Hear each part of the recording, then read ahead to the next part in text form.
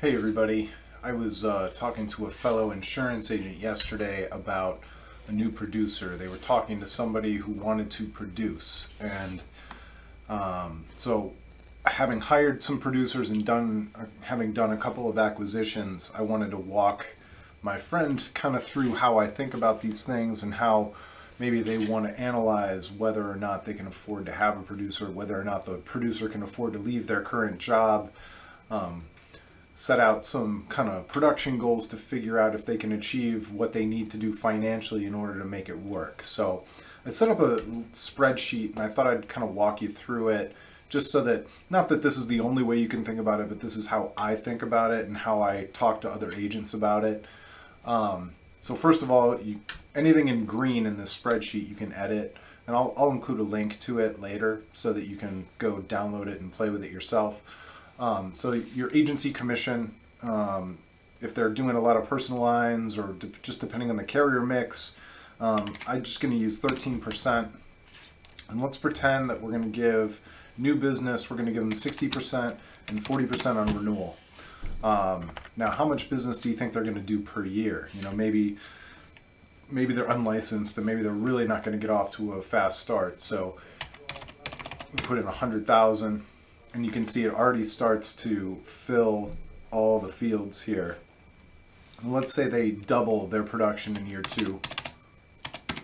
And they're a pretty good producer, but they max out at 250,000 in new business per year.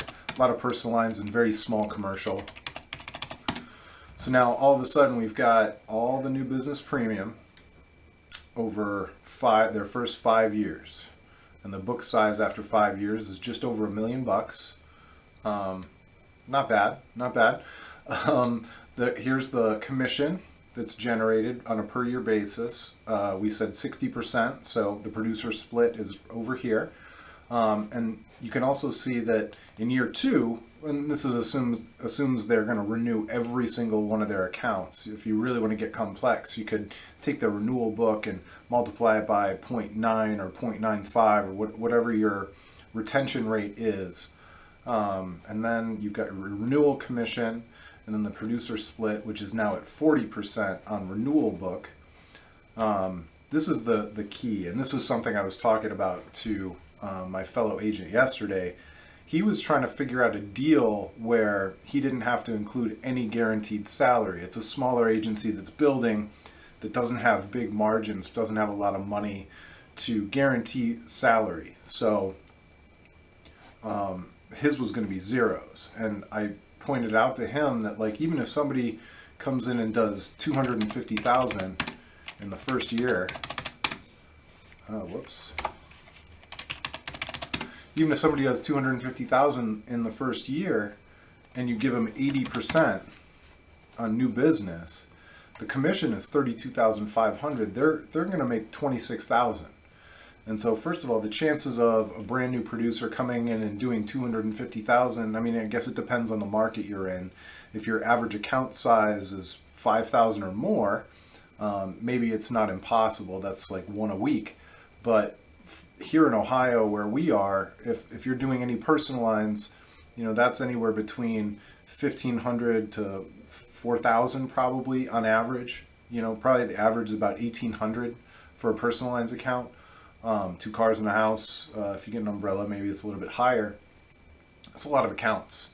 So unless they're chasing big commercial and booking $20,000 to $50,000 accounts on occasion, it's a difficult road. So anyway, a lot of people, you're going to have to guarantee a salary, even if it's a declining salary.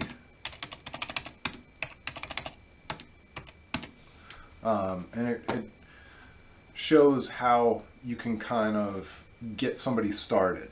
And this, if nothing else, it'll lead your conversation with a prospective producer and say, all right, well, if you can do 250,000 in the first year, you can make $46,000.